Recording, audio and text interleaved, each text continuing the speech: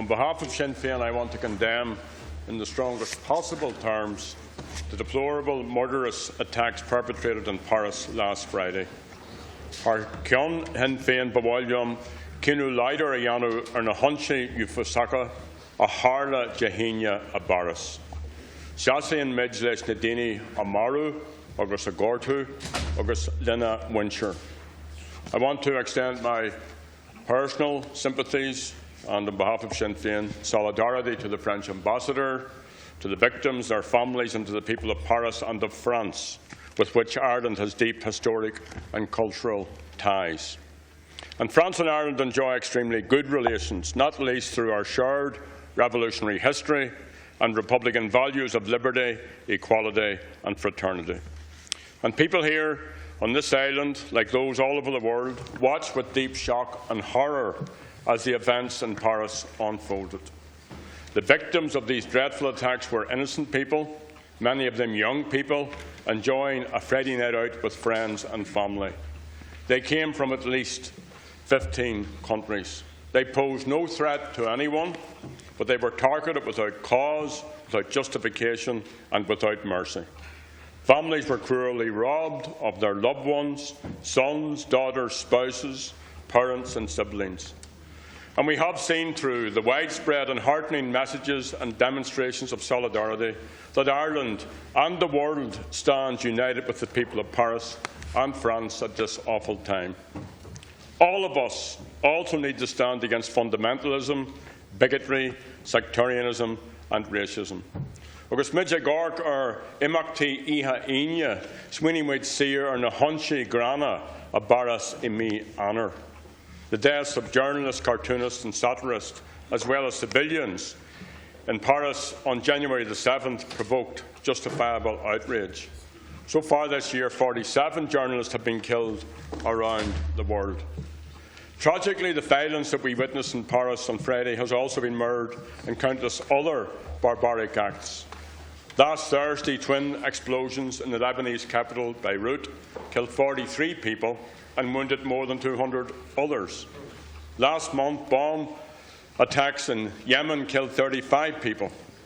In the years of civil war in Syria, over 250,000 people, men, women and children, mostly civilians, have been killed. In October, twin blasts in Ankara killed the lives of over 100 civilians. A bomb was responsible also for destroying the metro jet that crashed in the Sinai Peninsula on October the 31st. All 224 people on board were killed. 51.2 million people have been forcibly displaced worldwide. Approximately 3,500 people have died at sea since January, making the desperate crossing in Europe on coffin ships. These victims were ordinary, innocent civilians. Sinead ar Jarahaka agus ar Jarafaraka Soganya. Like the citizens in Paris who had no part to play in any of this, the people of the Middle East are entitled to live in peace and to pursue happiness and prosperity. And while we think of the victims in Paris, Beirut, Yemen and Syria, let us also remember the thousands, mainly civilians, including hundreds of children, who were killed in brutal assaults in the West Bank and the Gaza Strip. Last summer, 2,000 people, mainly civilians, including 500 children and 13 journalists, died during the Israeli assault on Gaza. Like the Israelis who died at that time, they bleed like the rest of us. They grieve like the rest of us, and they're equally deserving of our sympathy, compassion and solidarity. Those behind the attacks in Paris and those who are daily perpetrating horrendous violence and injustice against civilian populations in Syria and Iraq are the enemies of all lovers of freedom and justice. And this is not a conflict between East and West, or between Islam and Christianity, but between fundamentalism and freedom. Whatever our religion, the colour of our skin or our nationality, there can be no excuse for these incidents. Whatever injustice or oppression or wherever hatred exists, it must be confronted and challenged. Wherever anti-Semitism, Islamophobia or sectarianism or racism exists, it must be vigorously opposed. And so too must poverty, injustice, inequality, discrimination, imperialism. ISIS and the other fundamentalist groups thrive on the chaos and the destruction wrought on Iraq, Syria, Libya and elsewhere in the Middle East as a direct result of Western military and political interference. And this reality cannot be ignored. The world has become a more violent, less secure place since September the 11th, 2001. The horrendous terrorist attack on the World Trade Center in New York resulted in a misguided war with Western forces first bombing and then occupying Afghanistan. This had major long-term implications for neighbouring countries and indeed the rest of the globe. The Afghan war played straight into the hands of those seeking to promote Western militarism all over the world. And under the leadership of George W. Bush and Tony Blair, war in Afghanistan developed into a general global conflict and to war with Iraq. As one war leads to another, the war in Libya, in North Africa, the death toll has grown ever since. The so-called war on terror has extended to Africa, with the bombings of Libya and Mali, and the growth of Boko Haram in Nigeria, as well as the continued problems in Somalia. The US and coalition forces have carried out 8,125 bomb attacks in Iraq and Syria in the last 12 months. We've also witnessed conflict in Ukraine and the growing tensions between Russia and the West.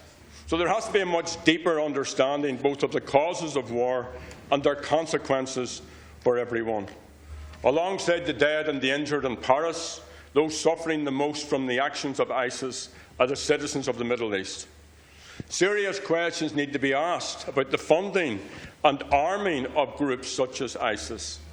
But unfortunately, the West has an inconsistent and duplicitous track record in its dealing with Islamic fundamentalist groups in the Middle East. We know they have nothing in common with the peaceful religion. But it's clear that arms from the Western powers have ended up in the hands of these groups. London's independent newspaper in 2013 claimed that the British government made $12 billion from arms sales around the world, mainly in the Middle East and Africa. Western duplicity and cynicism towards the Middle East has to end, Taoiseach. There has to be an end to it if there's to be a peaceful democratic future for the citizens of that region. And the running sore that is the treatment of the Palestinian people must be faced up to once and for all if there's to be peace in that part of the world. The horrific attacks in Paris must not become an excuse for attacks on Islam or the rights of Muslim people, or to target or turn away from our responsibility towards the hundreds of thousands of refugees arriving in Europe, many of them who are fleeing those fundamentalist forces who carried out the Paris attacks. The actions of ISIS, the attacks in Paris, the alarming rise of far-right parties must act as a catalyst for European governments and the European Union and Commission to counteract this sentiment. Remember, the EU High Representative for Foreign Affairs had said that all of the attackers from Freddy's massacre in Paris so far have been identified as European Union nationals. So the Union must do more to combat alienation and to promote integration, equality and respect for diversity. It is our responsibility to stand united in defiance of murder, threats and intimidation, and to stand with the people of Paris. But it's also our responsibility to go beyond mere rhetoric. So I welcome the Taoiseach's assertion today that in formulating the international response we must seek to tackle the root causes. That means Ireland needs to pursue a foreign policy based on peacemaking and human values. Nation has expanded, this is a fact, and there are efforts through the Lisbon Treaty to link in the EU. And Irish neutrality continues to be weakened. And this has included decisions to join NATO-led Partnership for Peace and the utilisation of Shannon Airport to transport troops to join the illegal invasion of Iraq. Despite plans for the creation of a common European army, Irish citizens deeply value our neutrality and oppose any Irish role in the growing militarisation of Europe. So this government must reflect this view and move to defend and promote Irish neutrality. And no matter how difficult it is, there has to be an urgent need to find a durable settlement to the conflict in Syria. And we have to try to understand and confront the causes of conflict and division. So our thoughts today, Mr. Ambassador, are with the people of Paris and with all victims of conflict across the globe. We can only imagine the panic, the shock, the grief of Parisians and of French people. But we're confident that their strength, their courage, their humanity will see them through, and we stand in solidarity with them all. Now, lehananta amach roin cahimid a kinchu, nach gurnmid fragger, and phobal dona leis and cruhan, agus in pain atá on huiliahar. We know from our own troubled history that there are no purely military solutions. Diplomacy, negotiations and political resolution of conflict is key. As a lasting tribute to the victims in Paris and to all victims of global conflict, world leaders must redouble efforts to resolve conflict and to build peace. And we and our government have a role to play in that, a positive role, and that's the least that we owe to the people of Paris and all the other victims. Thank you. I now call on Deputy John Halligan, who is sharing his time with Deputy Shane Ross on behalf of the Technical Group. Thank you, Ceann Comhairle. As the first speaker